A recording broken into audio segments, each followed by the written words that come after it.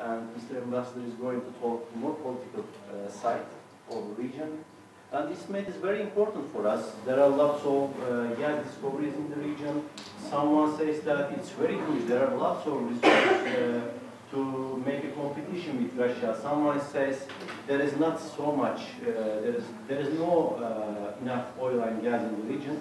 But when we see the map, for example, here as you can see, there is some gas in the Egypt waters, and then some discovered in Israel region, Israel economic zones, and this is Aphrodite you see. And there are, in addition to Aphrodite, Calypso and glacious structures are the other discoveries in the southern side of Cyprus. And in Egypt, average, there is around 2.3 trillion cubic meters of gas, proved gas resource. In Israel, it's around 1 trillion cubic meters. And, for example, the glacius has around 90 BCM. The Calypso and Aphrodite has around 115 BCM resource, 3 plus or 3 minus, like that. This is the current situation regarding the resource of the region. But the main problem is, okay, we have the resource, but how much we can produce, how much we can sell to where. The export route is the most important item to make the analysis and policies. Here you see, this is the proposed EASTMED line, EASTMED pipeline, you see, and this is another option from the Turkey. And in addition, I have to mention this region is also important. Hence, this part is the Leviathan basin. Here, you see, and this basin goes up to this region, somehow to Lebanon, and goes up to the Syria offshore also. No, I know. So up to the Syria offshore. Chancefully, after long times of delays, the gas exploration studies had just started in Lebanon. The first drilling started 2 days ago, 2 or 3 days ago, in the 4th block of Lebanon by the operatorship of a French company, Total. And we will see how the dynamics will change in the region. Hence, we expect huge resource. But this is our expectations. We cannot say anything before making the drilling and testing the wells. Maybe the Total will not find anything in the first drilling. Maybe later something may change. And Lebanon is like that, and there is a portion here, there is some part of the Leviathan basin going upward to the Syrian waters. And we know that Assad has given all the offshore blocks to some Russian companies, and some Russian companies are also have completed their seismic works, they have completed their seismic interpretations. They have, we know, for example, I have once a time in Moscow, I have discussed these issues with the CEO of that company. I know what they found. They have found some structures, huge structures, but actually at the current time, they don't know if they are filled with something or not. They have to drill the first well, but as I know, they couldn't up to this time. This is the situation. In addition, Turkey is trying to find something. Turkey making some exploration activities in the region. We have bought our Turkish ships. We have increased our technical capabilities. We have also 2 seismic ships in the region. We are continuing to work, and we will see. And we are open for we are open for every invitations or every joint studies. We are welcome for all the investors to the region. Let's start with Egypt. I'm going to go country by country. I'm going to give you reserves, export potential. Hence, in addition to having formed the gas in reserve, gas in place or the reserves, by the way, for example, reserves can change according to some, for example, according to the economics, according to the new technologies, new investments, like that. But gas in place does not change, as you mean. Gas in place does not mean everything. You need to calculate the commercially producible, developable, and exportable portion of the reserve. Here, as you see, let's start from Egypt.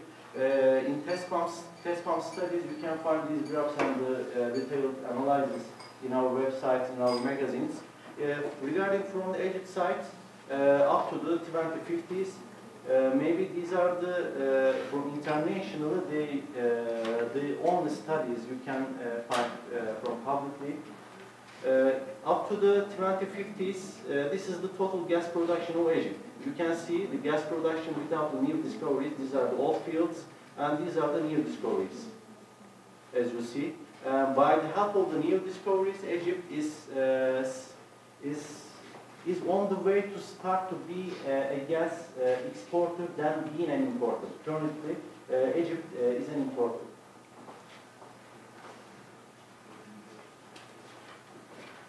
Let's, after putting the gas consumption rate here, you see, this is our estimations regarding with the Egypt. Hence, Egypt's government does not have a consumption table or declarations like that.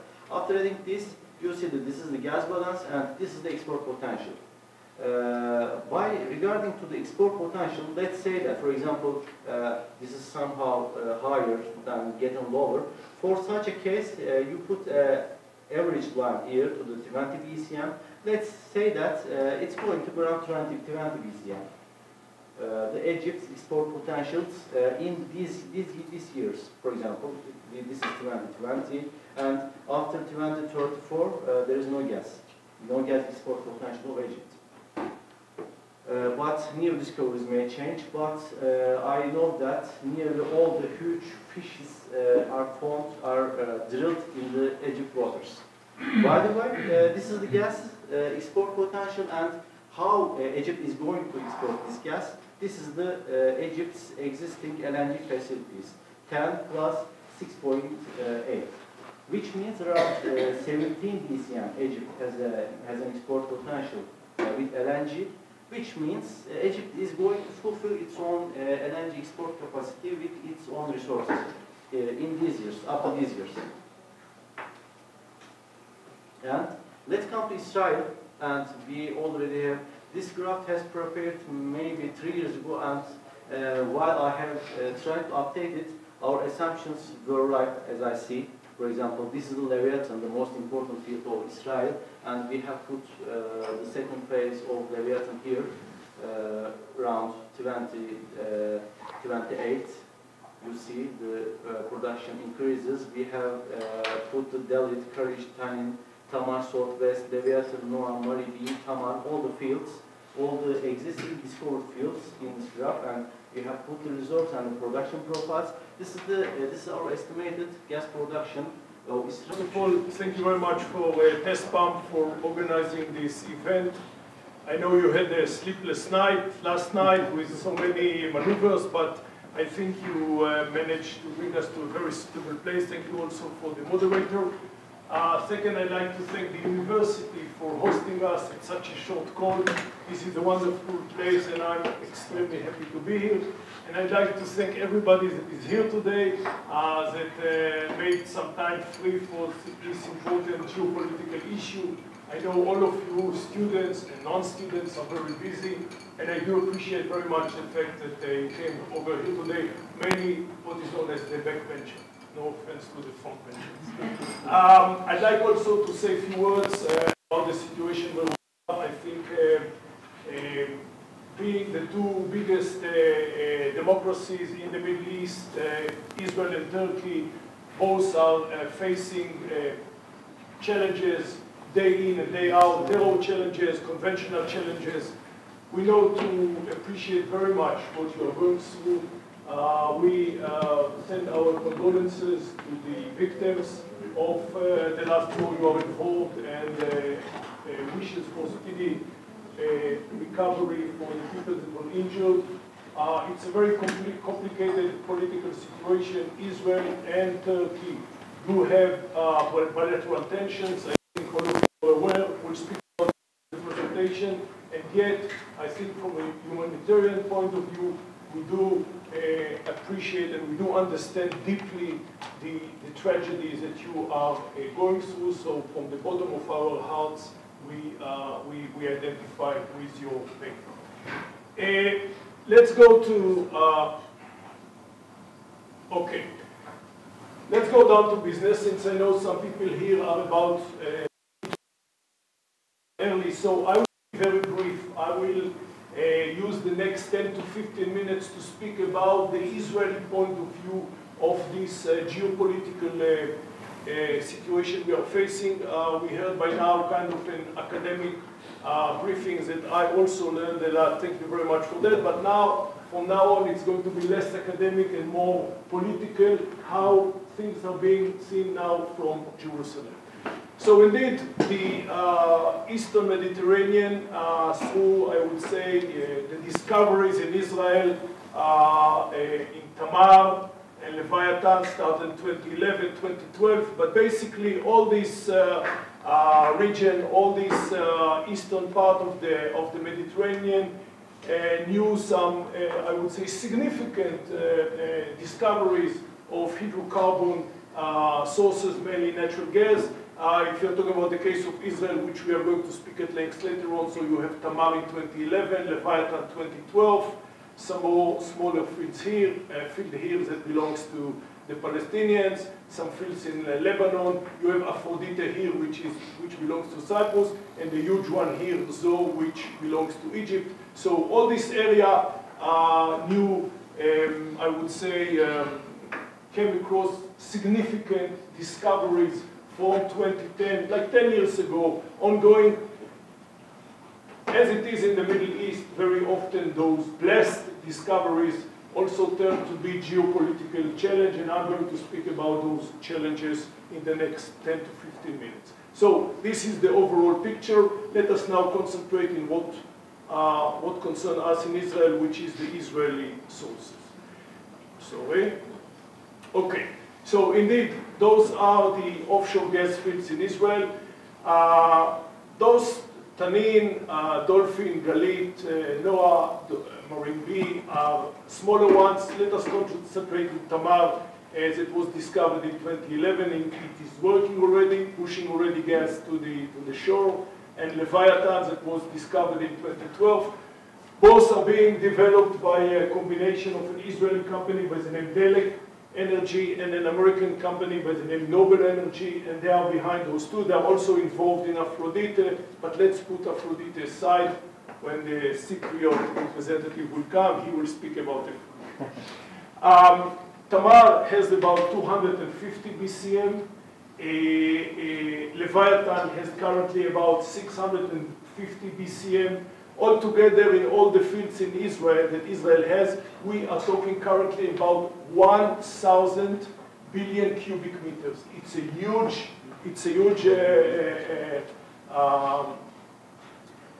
quantity of natural gas. And I'm talking, when I say 1,000, I speak mainly about what we know for sure.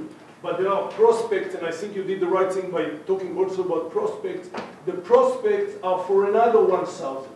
But even if we speak only about the 1,000 that we know that we have between Leviathan, Tamar, and those smaller fields, this is a huge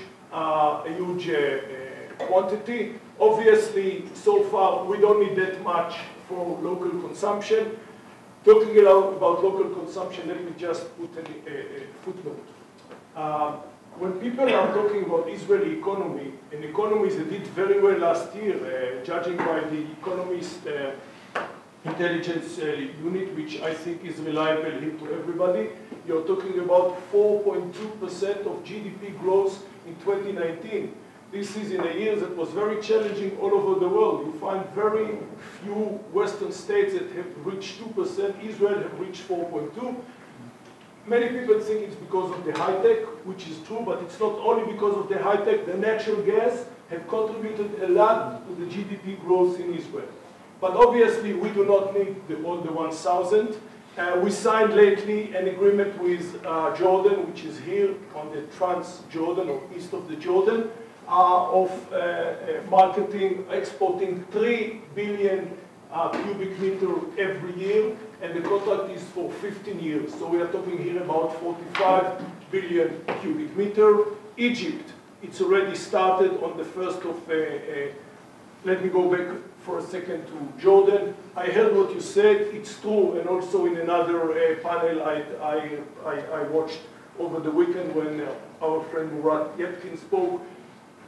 Many people spoke about the challenge that Jordan is facing by importing natural gas from Israel. There is indeed, it's true.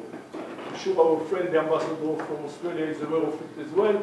There is objection, there is an opposition in Jordan for importing natural gas from Israel. But unlike you, I think it is safe.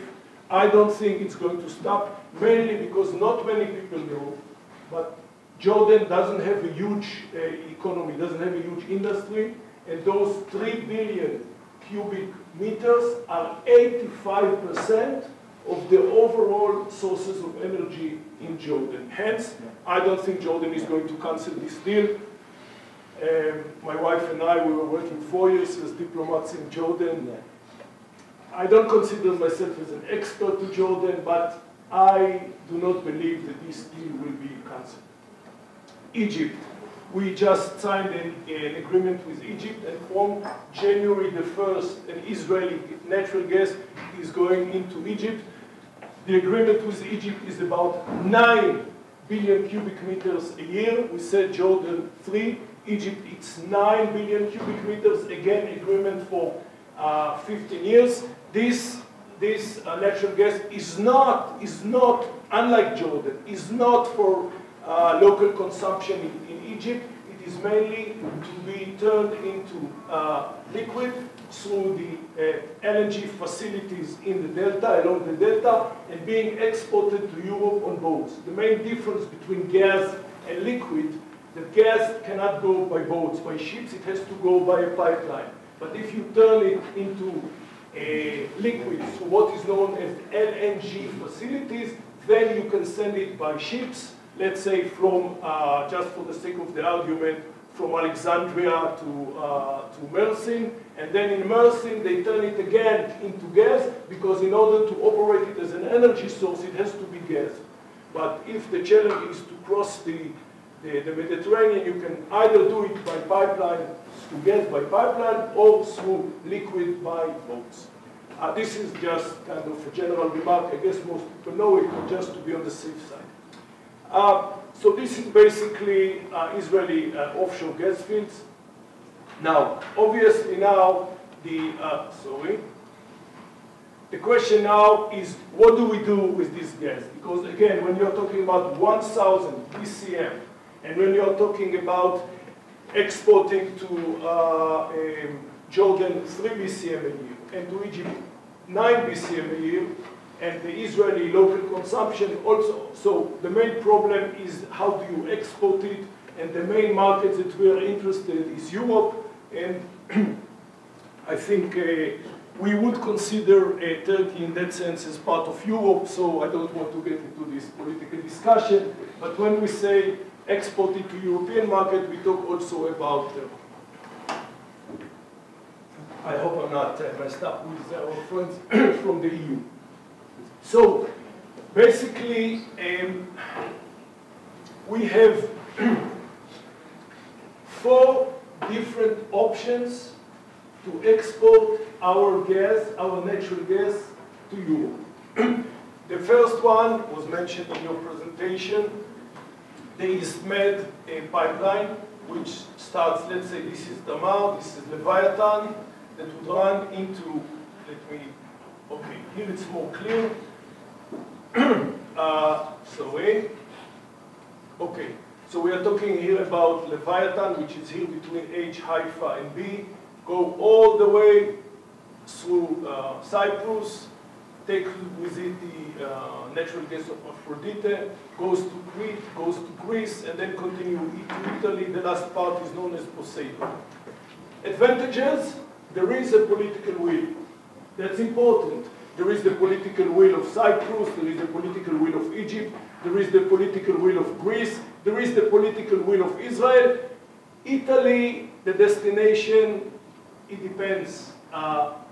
which is the government in Rome. Currently, the government is a little bit skeptical, but I think in the long run, Italy is definitely part of this initiative. So the big advantage here